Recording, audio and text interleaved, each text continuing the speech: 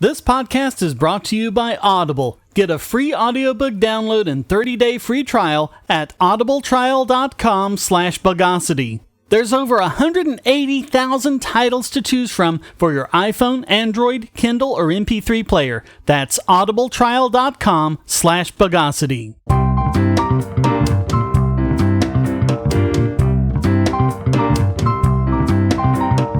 Welcome to the Bogosity podcast for the 12th of September 2016, the podcast that's a love attack.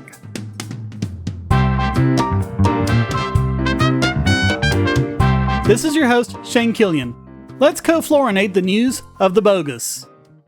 And we're going to start off with yet more NHS bogosity. You know, one of the complaints about the U.S. healthcare system was that those horrible, evil insurance companies would charge higher premiums to smokers and overweight people. Yeah, how dare they manage their risks and at the same time incentivize healthier lifestyles? The fiends. Anyway, we were told the government healthcare doesn't do this. It's equal access for all. And now, the NHS, the darling of the socialized medicine movement, is banning smokers and obese people from routine surgeries.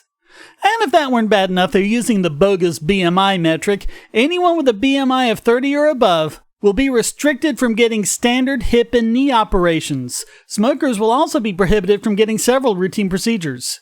The Royal College of Surgeons called this, quote, the most severe the modern NHS has ever seen, and warned that rationing is going to become the norm if the funding crisis continues.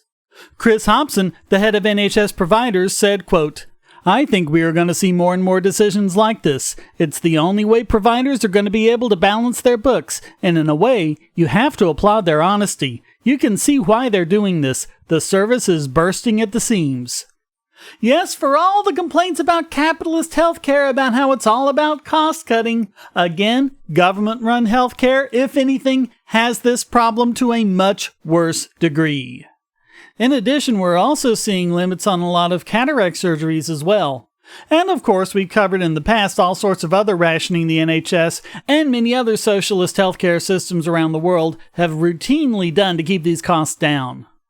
It's estimated that by 2050, more than half the British population would have a BMI of 30 and therefore be ineligible for these procedures. Smokers will be able to get on surgeons' waiting list if they prove that they have given up smoking for at least 8 weeks.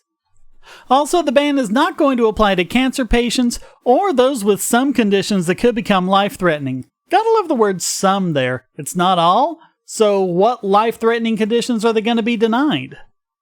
We see other things like this as well, like St. Helens CCG in Merseyside, which said it was considering temporarily suspending all non-essential hospital referrals by GPs, citing financial concerns.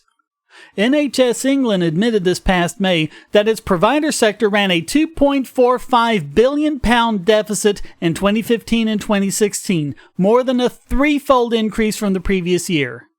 And a lot of chief executives at different hospitals are questioning the future viability of free universal health care. Gee, I could have told them that for 75 cents. Crack open an economics book.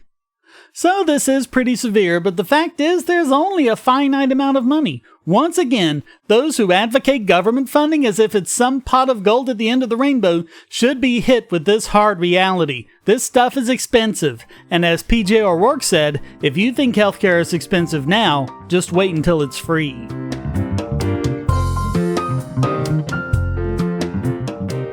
Say, if you're tired of the promos in this podcast, well, the patrons got it early and with no ads or promos. Just go to patreon.bogosity.tv and donate at any level. Hey everybody, this is Dave of the Superplex Bros, and you're listening to the Bogosity Podcast. When you're done, why don't you head over to superplexbros.com. We have all kinds of editorials and reviews on video games and pro wrestling. We're also currently hosting a major project called the Superplex Pokemon League, and we're about to go into our 3rd season. We just had our actual draft, and we're going over all of the teams and their draft picks. So why don't you head on over there, check things out, and if you like, you can even check out the Superplex Brothers podcast, where Matt and I basically bullshit about video games, pro wrestling, or whatever the hell we want. Anyway, until next time, take care. Okay, now for some good news. For centuries, India's caste system has been a tool of oppression and oligarchy, but free market reforms are making it a thing of the past. Up until 25 years ago, it was maintained by the License Raj, which basically said who was permitted to work in what areas. That ended, and now market forces are making the lives of so many Indians so much better. In fact, just the middle class alone has increased from 30 million people in 1991 to 300 million in 2014 as poorer people increase their wealth. And there's a term for a lot of people known as Dalit millionaires. Dalits are the lowest group in the Indian caste order, but thousands of them have risen out of poverty to become wealthy business owners, some of them even millionaires. The Dalits are at the bottom below the four-tiered hierarchy of priests, warriors, merchants, and artisans.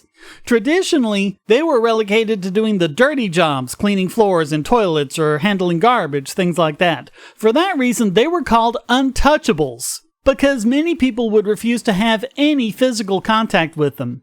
And since one's caste was determined by birth, and since it was impossible to go from one caste to another, being born an untouchable meant a lifetime of doing these low-income, dirty jobs and having very low social status. Marriages took place only between caste members, and so children became trapped in the same caste of their parents, which led to systematic discrimination lasting for generations. The Dalits were literally the poorest of the poor, the bottom of the poverty ladder in a country that was already ridden with poverty. Government solutions have been things like affirmative action from politicians looking to champion a cause. But as long as industry was state-controlled and subject to extensive licensing by the License Raj, the state made all of the production decisions. And guess what? Licenses were only awarded to a few chosen cronies. So opportunities for entrepreneurship and business ownership were slim to none. So those affirmative action programs were really just shuffling around deck chairs on the Titanic. The Dalits understand this very well. The Dalit Chamber of Commerce website and Facebook page has slogans like "Fight Caste with Capital" and "Be Job Givers, not Job Seekers." Their spokesperson cites Adam Smith's invisible hand. This is a voluntary chamber of commerce set up in 2003 to bring Dalit entrepreneurs together, and it currently has 5,000 members who have created businesses that have made over $500 million in sales revenue. The actual number of entrepreneurs in the population is a lot higher than that. Now, of course, as I've repeatedly said, we here at Bogosity look for the common thread, what's running through all of that, because that kind of helps you get to the underlying truth behind it all. And what we see is opening up of production processes attracts Dalits in droves. They start small, they scrape together whatever they can, and many of them now run business empires that actually employ upper caste members. Yes, upper caste members are working for the Dalits. Such as Thomas Barnabas. He was born into a family of bonded laborers. 8 of them lived in a one-room house. He recalls being thrown out of an upper caste friend's home as a child because he was an untouchable. They then purified and washed the floor where he sat and threw away the dishes he was eating from. He now owns an industrial waste recycling and disposal business that has an annual sales revenue of $2.3 million and employs 200 people, including many upper caste members. Or there's M.M. Rao. He and one other were just 2 out of 8 children in a family of bonded laborers to get an education. His family was so poor they couldn't even afford to buy shoes. His mother and sister walked barefoot to work in a nearby town. Rao now owns a group of companies that specialize in construction and have a sales revenue of $7.4 million in 2010 alone. You see, there's a difference between how markets tackle the problem of discrimination and how governments tackle it. The state tries to outlaw things like caste identity and make discrimination illegal. Markets work by making it irrelevant. Competition and free entrepreneurship brings about alternatives that raise the opportunity cost of discrimination for anyone who participates in the market. If one entrepreneur discriminates, he's going to lose business to someone else who has no qualms about taking their money. This is the kind of thing we were talking about with the gay cakes issue. What kind of solution was it to force homophobic bakers to take money to bake the cake? Wouldn't it be far better for the happy couple to find a different baker, very happy to take their money to bake the cake for them so that the homophobic business owners lose out? But no, all you're really doing is mandating their bigotry into profitability, whereas the market would have punished them. It is in every business owner's best interest to hire and contract with those who have the best productivity, regardless of caste or anything else. Because if they don't, a competitor's going to come along and snatch them up. Whereas under socialism, the state has a monopoly over all production, and employers are its cronies and oligarchs. They sell to a captive market, and discriminating against different groups of people have no negative economic consequences. Oh, except for the ones being discriminated against, of course. Notice how as long as India was ruled by socialism, there were no Dalit millionaires. Now that anyone can create a business and participate in a free and open market, you're getting Dalit millionaires all over the place. This is how everyone talking about the poverty trap has it exactly backwards, and we see this over and over and over again. The freer the market is, the easier it is to break out of poverty. The more socialist the market is, the more people become trapped into poverty that can last for generations. And also this goes to what I said in my recent takedown of the Young Turks' critique of libertarianism. The poor aren't weak and helpless. Just set them free and see how many of them will become great. It's just like we've pointed out before. Free markets result in greater income and wealth equality. Don't fall for statist propaganda. Hackers, terrorists, the NSA. But I repeat myself. Your online security is under attack, and the weakest point is your password. That's why you need LastPass. LastPass plugs into your browser and allows you to randomly generate strong, unique passwords anywhere on the web, all protected by one master password. LastPass sets up in minutes and gives you secure automatic logins throughout the web, synchronizing across all your browsers and all your computers, at home, at work, or on the road. It even securely stores sensitive form data, including credit card numbers, backup sensitive documents, membership info, Wi-Fi logins, and more. And with LastPass Premium, you can get these benefits on other applications and even mobile devices, and also get priority customer support. Sign up at password.bogosity.tv for a free month of LastPass Premium. Log in securely everywhere using the last password you'll ever have to remember. Go to password.bogosity.tv and get LastPass now.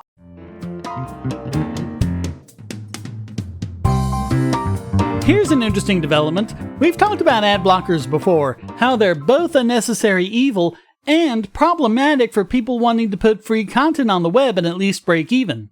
One of the latest developments is ad blocker blockers. In other words, technology that lets the website detect when a user is using an ad blocker and refusing to give the user content on that basis. Forbes has been one site that's come under criticism for doing this, and now one of their expert bloggers, law professor Eric Goldman, has said he stopped being a Forbes contributor in part because of this very policy. In his own blog at ericgoldman.org, he says, quote, "I've taken a possibly indefinite hiatus from blogging at Tertium Quid. I haven't made a new post there since mid-May. What happened? Forbes turns away readers who use ad blockers, and that creates problems for me. First, I've heard complaints that the technology misidentifies some users as using ad blockers when they don't, leaving those users stuck. Second, many of my readers do use ad blockers, and Forbes' policy hinders those readers from being able to read my posts. Worse, I felt like I lost some reader goodwill for contributing to a venue with an unpopular ad blocking policy. I don't know if it's just due to the ad blockers, but traffic to my posts noticeably declined over the last couple of years. I was spending a lot of extra time to write posts for Forbes' mass market audience, but then the audience didn't materialize." And in an update he said, quote, "Although I characterize my status as being on hiatus, it appears Forbes has unilaterally and quietly decided to make the break permanent, as I now cannot log into my contributor account. No email or notice from Forbes about any of this, however." He also wrote in the comments, quote, "This gets to the point of whether it's better to post on my platform, where I want to reduce friction costs, even if friction would add more money, or on someone else's platform where they used interstitials and ad blockers and other technologies designed to boost revenue even at the possible expense of readers." Of course, the real problem here is that you're treating your own readers like they're scum simply by visiting your site with certain software installed. At the very least, that's a bad business practice. Want to get $5 really quick? Just fire up your mobile device and go to Get5, that's GET5.Bogosity.tv. By using this link to sign into the Amazon app for the first time, or if it's been more than 12 months, you'll get $5 off your order of $10 or more. So what are you waiting for? Go to Get5.Bogosity.tv. Now you can make Amazon purchases with Bitcoin by going to Purse.Bogosity.tv. Save an average of 20% just by buying from Purse, or get even greater discounts by linking your Amazon wish list. Go to Purse.Bogosity.tv. Bogosity.tv is a participant in the Amazon Services LLC Associates program. Just clear your cookies and go to Amazon.Bogosity.tv, or check the right-hand side of the podcast page for Amazon's best deals. So next time you buy online, go to Amazon.Bogosity.tv. And now it's time to convict on-site this week's biggest Bogon Emitter. And this week it goes to several cops in Nebraska and Kansas who have had to be specifically told by the courts that you can't just suspect someone of having a controlled substance because they're from Colorado. No, I'm not kidding. And of course, this is about the fact that Colorado legislators legalized recreational marijuana use. So now law enforcement agencies in bordering states are pulling over Colorado drivers hoping for an easy bust. All of the roads in and out of Colorado are now considered to be drug corridors. So now we have completely suspicionless stops and seizures by police officers based on nothing more than the state on their license tag. This has happened a lot in Nebraska, as deputies have tried to make drug conspiracy charges stick to a couple of Minnesotans who were arrested while on their way to Colorado with more than $60,000 in cash.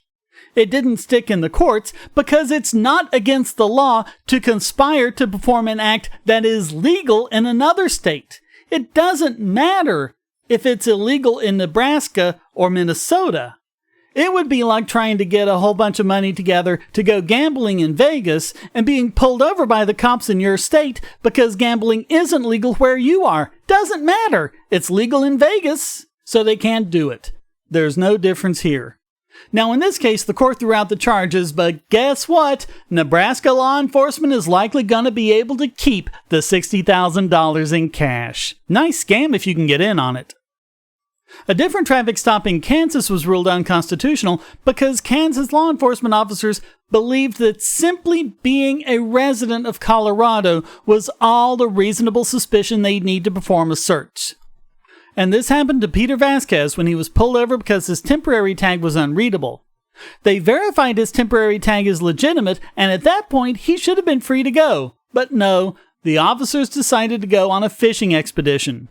According to the court ruling, quote, in the car, Officer Jimerson told Officer Lewis that Vasquez was notably nervous and that there were items covered in the front and back seat of the car. Jimerson sent Lewis to check on Vasquez to see how nervous he was and get a feel for him. Upon returning, Lewis told Jimerson that Vasquez looked all scared to death. And gee, why might that be? Maybe because he had a couple of armed thugs who were looking for an excuse to pin something on him even though he knew he had done nothing wrong? Gee, who would ever be nervous in that scenario? Jimerson then checked Vasquez's proof of insurance. That indicated he also had insurance on 2 newer cars. So of course that means he's transporting illegal drugs, right? So he called Trooper Jason Eady to bring a drug dog. Lewis then asked Vasquez where he worked, and Vasquez responded, quote, we own a store called Boutiques at Brighton. Lewis also asked why Vasquez was not driving one of the newer cars listed in his proof of insurance. Vasquez stated that he bought the newest car for his girlfriend. The answer should have been, none of your business, I can drive whatever car I want. Also, Vasquez told Lewis that he was moving to Maryland. And then Lewis asked, quote, where's all the stuff if you're moving? Vasquez replied that he had already moved most of his belongings. So Lewis issued Vasquez a warning and then kept pushing him to try to give consent to search the vehicle. When Vasquez refused, that was taken as a sign that he must be guilty of something. Quote, After the refusal, Lewis said that he suspected Vasquez was probably involved in a little criminal activity here and detained him. By the way, that drug-sniffing dog I mentioned never alerted to anything in the car. Their subsequent search of the car was completely illegal, and that search turned up nothing. Vasquez sued the officers for their illegal search, and in defense, the officers gave this list of suspicious behavior. Quote, 1. Vasquez was driving alone late at night. 2. He was traveling on I-70, a known drug corridor. 3. He was from Colorado and was driving from Aurora, Colorado, a drug source area. 4. The backseat did not contain items the officers expected to see in the car of someone moving across the country. 5. The items in his backseat were covered and obscured from view. 6. He had a blanket and pillow in his car. Now, how is that not indicative of someone who's driving across the country and might want to sleep in his car at a rest spot? Well, anyway. 7. He was driving an older car despite having insurance for a newer one. 8. There were fresh fingerprints on his trunk. Maybe because he had put stuff in the trunk before he left. And 9. He seemed nervous. I would like to think that there was some sort of laughter by someone involved when that was being read out. Either way, the court did find, quote, such content taken together is hardly suspicious, nor is it particularly unusual. Neither the dissent nor the officers explain how these factors, taken together, indicate suspicious behavior. The officers instead recite them as a list of unrelated facts. Officers must explain why the factors considered together are suspicious, and not simply recite isolated factors, leaving it to the courts to glean how they create reasonable suspicion. And they were equally unimpressed by other claims. Quote, the officers also argued that Vasquez gave vague or inconsistent answers to questions about his travel plans. However, the officers do not explain what these answers were or why they were contradictory. On reviewing the record, which contains a video recording of the actions between the officers and Vasquez, we cannot find anything even arguably inconsistent in Vasquez's answers. But what really got them the most was the fact that a lot of this was based solely on the fact that he's a resident of Colorado, which according to them is enough to justify not only a stop, but a search as well. Quote, such a factor is so broad as to be indicative of almost nothing. Moreover, our fellow circuits have concluded the state of residence of a detained motorist is an extremely weak factor at best in the reasonable suspicion calculus because interstate motorists have a better than equal chance of traveling from a source state to a demand state. Currently, 25 states permit marijuana use for medical purposes, with Colorado, Alaska, Oregon, Washington, and Washington, D.C. permitting some recreational use under state law. Thus, the officer's reasoning would justify the search and seizure of the citizens of more than half the states in our country. It is wholly improper to assume that an individual is more likely to be engaged in criminal conduct because of his state of residence, and thus any fact that would inculpate every resident of a state cannot support reasonable suspicion. Accordingly, it is time to abandon the pretense that state citizenship is a permissible basis on which to justify the detention and search of out-of-state motorists, and time to stop the practice of detention of motorists for nothing more than an out-of-state license plate. They also appear to be quite miffed at the fact that they declared pretty much every major interstate highway to be a drug corridor. The court pointed out that it would have been equally suspicious for Vasquez not to have been utilizing I-70 to travel from Colorado to Maryland. There's no way to win. And just goes to show that traffic stops have little to do with actual violations that put the public in danger, and instead have to do with the real business of making money for the government and justifying illegal searches. So all of that makes these cops this week's biggest Bogon Emitter.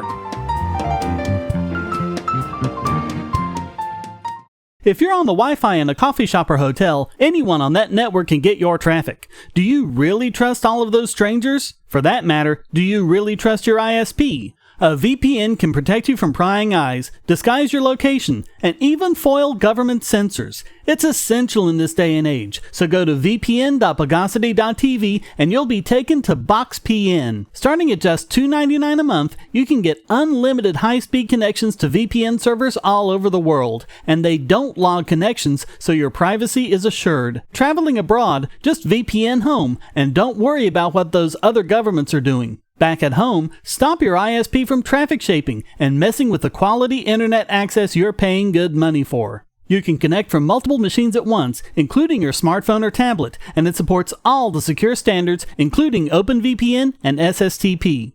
Bypass censors and surveillance with your own secure VPN connection. Go to vpn.bogosity.tv.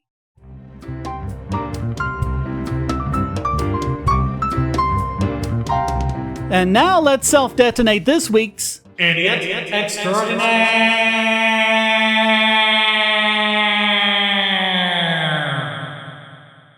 And this week it goes to Warner Brothers for even more DMCA Bogosity, and this time it's just hilarious. As we've covered before, Warner Brothers and other big media companies have been trying to prevent pirated content from so much as showing up in search results. And they've been going up against Google many times in recent years, consistently demanding tougher and tougher anti-piracy measures. Warner Brothers and other major studios say that Google makes it too easy for users to find pirated content, because making it easy to find any kind of content on the web is what Google's job is.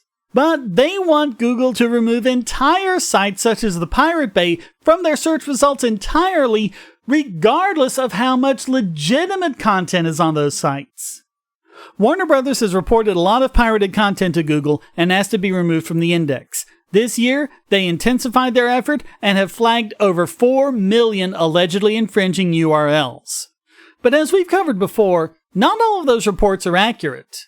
In fact, in this case, we see requests for them to take down links to the Amazon store, where users can rent or buy a copy of The Dark Knight legitimately. They also targeted a link to Batman Begins in the Sky Cinema store, as well as the film's IMDb page. But that isn't the most ridiculous. They've also included the official Warner Brothers pages for The Dark Knight and The Matrix. And a few days earlier, they'd sent a similar request that Google take down the Warner Brothers page for The Lucky One. Yes, we're actually talking about the URLs warnerbros.com/darkknight, warnerbros.com/matrix, and warnerbros.com/lucky one. Warner Brothers wants Google to take down links to their own site. Now, thankfully, Google decided to take no action against Amazon, Sky, and IMDb links. But the warnerbros.com links are still shown to be under investigation. Maybe they're trying to make him sweat a little. Okay, so this is clearly a big goof on Warner Brothers' part, but the thing to remember here is that they are one of the industry giants lobbying to replace the DMCA's Notice and Takedown with Notice and Stay Down, where the content never gets put back up, and similar content is taken out elsewhere even without a notification of an infringing link. This system is so broken that, if they have their way, it may make these Warner Brothers sites completely inaccessible forever. And let's remember that Google would have to take down not only those sites, but any and all links to them. So all of that hilariously makes Warner Brothers this week's Idiot Extraordinaire.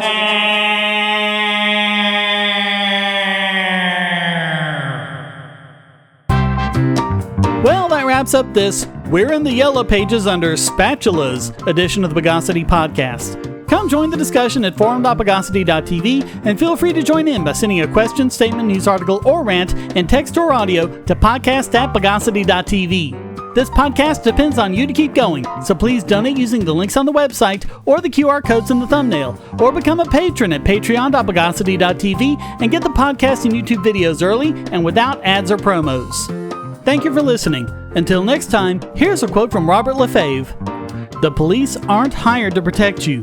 They're hired to keep an eye on you to see what you did that was wrong so they can book you. That's their function. They are not protectors. They are not hired to be protectors. They are hired to keep an eye on all of us as potential criminals." Now, do you think they're gonna make you safe? They weren't hired to make you safe. The Bogosity podcast is licensed under Creative Commons Attribution Non-Commercial No Derivatives 4.0 International License.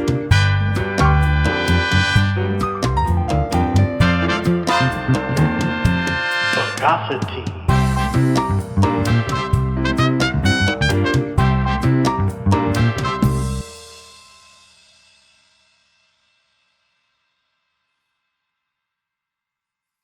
Want answers to creationist claims against evolution? Would you like to know more about evolution yourself, or even engage creationists more directly, with actual peer-reviewed sources to back you up? My book, How Evolution is Scientific, is designed to show the basics of evolutionary theory and how it is so well supported using the scientific method. It's impeccably sourced, with references to the actual scientific material, and is arranged using the creationists' own criteria of what is scientific. Using their own arguments against them, see how evolution is scientific, but creationism is not, based on observations, accurate predictions, logic, and evidence. Get answers to common creationist claims, and even a primer on abiogenesis, the start of all life. It's all in my book, How Evolution is Scientific, available at Amazon and on Kindle, EPUB, and PDF as well. Get How Evolution is Scientific and never be taken in by creationists again.